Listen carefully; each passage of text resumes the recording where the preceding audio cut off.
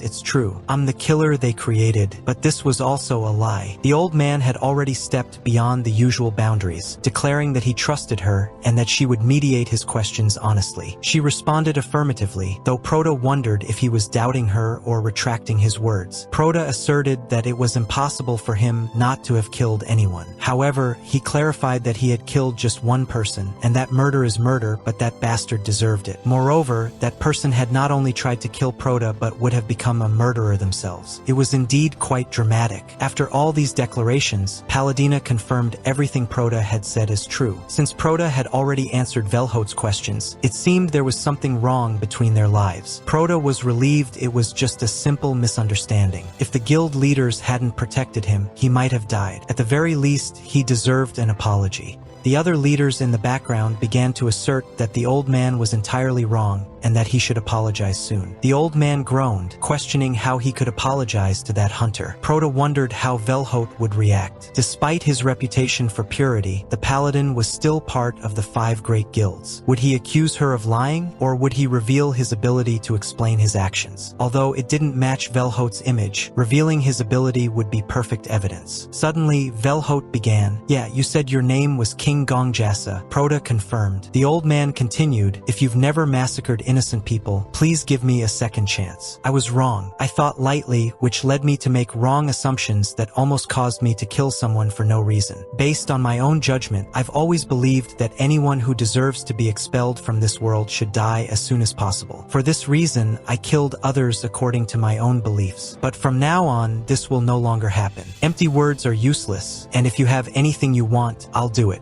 At least that would be the most chivalrous thing to say. However, please spare me from having to take my own life. I implore you, please forgive this old man's actions so that I can live and reach the top of this tower." Damn, the guys crushed the old man against the wall there. Huh? My heart hurts now. I'm so sorry. I may be wrong. From now on, I will never kill anyone because of my ability. I want to live. Please forgive me. All these affirmations are true. Proto had genuinely fulfilled his promise. He asked the old man to teach him fencing, eskrima. To be more precise, Proto didn't want to be his student but merely a friend, a partner in a duel. He knew how to handle a sword a little, but there was no one to fight against. In reality, he was saying that because of the ghost. However, this time, Proto truly began to tell the truth and recounted his words. Honestly, he could forgive the old man without expecting anything in return, but he would feel ashamed for appearing so superior when he wasn't even that interesting. It would be enough for him to have someone great like the Holy Sword not see him as an enemy. Since their swords had already crossed, he felt a bit embarrassed to apologize as if he were superior. He hoped that the Holy Sword would teach him the best fencing techniques. Internally, Proto was very embarrassed because he was revealing his true feelings. Even the paladin was surprised because everything Proto had said was true. Meanwhile, the Inquisitor began to say, "Wow, what a beautiful scene. Someone who sincerely apologizes to someone who sincerely accepts. Humans always fight senselessly, and this scene is almost like a divine miracle." However, the others soon ordered him to shut up. Only the Condessa was more pissed off with the situation. She had spent money on Peggy, so in the end, she ended up doing nothing. However, everyone mocked her. The old man approached Proto, saying, "My God, how could I misjudge such a kind young man? Dual partners? Of course, it would be a pleasure. I'm ready for that whenever I want." Proto was confused and didn't understand anything else. The old man even began talking to Proto, calling him Grandpa Marcos, and even offering his granddaughter to him. Proto replied that he was fine, which quickly alerted the old man. He asked if Proto wasn't interested in his granddaughter. When Proto denied it again, they began discussing the details, but Proto decided to skip that part. The ghost also commented to Proto, reminding him that the old man was very annoying and wouldn't listen to anyone. Proto reiterated that he should have mentioned this earlier. The situation was so tedious that Proto even contemplated killing himself to go back in time. However, at that moment, the system notified Proto that he would receive the reward first since he was in first place. He had already heard about the conditions for the challenges from the 12th to the 20th floors before returning, but he didn't know what the reward was. Suddenly, 2 images appeared before him. The first was the goddess of protection. If he chose to align with the goddess from the 12th to the 20th floors, he would fight alongside her forces and ultimately have to defeat the Demon King. It was similar to what was mentioned earlier. From the 11th to the 20th floor, the theme involved heroes and the Demon King. The hunters took their positions within the Aegean Empire and received skills and attributes based on these roles. The top contributors from the previous floors also had the advantage of choosing these special positions. Proto began to think, well, if I kill everyone there, could I reach the 99th floor? But with my limited wisdom, how am I going to manage to kill so many? Everyone there tells me, this guy was already beaten before, he almost died for nothing. How is he going to kill someone there? Tell me, he muttered. But the ghost was already speaking, saying, it's a trap, zombie. You're not going to fall for that, are you? It was obvious it was a trap, because there was no way that the bastard from the Emperor of Flames wouldn't have chosen the reward from the Demon King. He knew this because instead of proceeding to the 99th floor, he had stopped at the 40th. Therefore, that reward was nothing short of a trap. Proto had likely chosen the Demon King first, and as soon as he realized it was a trap, he went back in time. But even knowing it was a trap, Proto was highly tempted. What if I went to the 99th floor and died fighting the boss? But this time, it was one of the only occasions so far that the ghost was extremely serious and said, hey Gongjia, don't do that. Look at me, I am the Emperor of the Sword, someone who went to the 99th floor and failed. That's why I tell you, this is a trap, and even worse, one of the worst. Additionally, with your current skills, you will not be able to defeat the other top 10. And even if you do, in some miraculous way, you still won't be able to pass the 99th floor. Hewport even asked if the boss of this floor was so strong, but the ghost declared that they didn't exist. The 99th floor has nothing like a boss. Instead, there is something much more sinister there, to the point that he doesn't even want to remember. In other words, that was a trap, and he was warning. In reality, he didn't want to admit it, but Proto was doing well, so he should just keep doing what he was already doing, and then he would be able to complete the 99th floor naturally. Hearing this, Proto was silent for a while and replied, then we will proceed accordingly. I will choose the safest route and even ignore the reward just to see how things will unfold. The ghost questioned Proto, asking if he was really going to refuse even the reward from the goddess. Proto confirmed, saying yes, and assured that everything was fine. He was taking a step back now to be able to give more in the future. In this context, Proto announced to everyone present that the rewards for the 11th floor had finally arrived. The Black Witch commented, life takes time, huh? As soon as Proto chose his reward, it would be his turn according to his rank, so Proto could take as long as he wanted. However, Proto responded that he would not select any reward. This caught everyone by surprise, including the goddess and the Demon King. The paladin questioned what Proto was doing. According to the ranking, the next to receive the reward was the puppy, likely a nickname or mistranslation. Seeing both options, the paladin declared that Proto had indeed made a choice. But was it really necessary to ignore his rewards? Because if he continued to be overly cautious, he would never evolve. However, Proto did not regret anything. The old man was happy for Proto, but he would not imitate his tactics. Thus, he chose the reward of the goddess, making him the chief of the knights of the Aegean Empire. Suddenly, several knights appeared, as if animated, to show them receiving their new roles. Oh, and the next to receive a reward was the Inquisitor, he joked, saying it looked like a thief police game. The others didn't understand what he was saying, but he proceeded to demonstrate. Using some kind of magic, he showed them, making it clear that it was indeed like a police game. For convenience, they decided to label those on the side of the cops as gods of cops, and those on the side of the thieves as devil kings of thieves. However, the thieves would be at a significant disadvantage, as it would be 9 against 1. The paladin confirmed this, adding that if they could trust her, they would be able to arrest this thief. Since that game heavily favored the policeman, Proto had made a pretty bad deal by ignoring the reward. However, returning to the reward selections, the Inquisitor chose the position of Grand General of the Empire. Then, Viper selected the Chief of the Royal Coast Guard, and Paladina chose the Minister of Foreign Affairs. The Black Witch opted for the position of Chancellor, and finally, the Condessa selected the Minister of Finance, a role that suited her well, considering she had amassed a lot of money. Thus, the reward distribution was completed. The ghost questioned whether Proto was truly okay, given that he chose the safest option. Proto acknowledged that things had gone too far. However, he responded that his answer was the right one. After all, knowing when to charge toward your prey and when to retreat is crucial. At that moment, the system announced that all the top rankers had made their choices, and the distribution was as follows. Unclaimed rewards. Individuals who received rewards from the goddess. Individuals who received rewards from the Demon King. Ah, my colleague, now the fight is about to begin. Everyone is armed and ready. It's intense, with heavyweights throwing chairs. It's going to be crazy because it seems that, unfortunately, there is an imposter among us.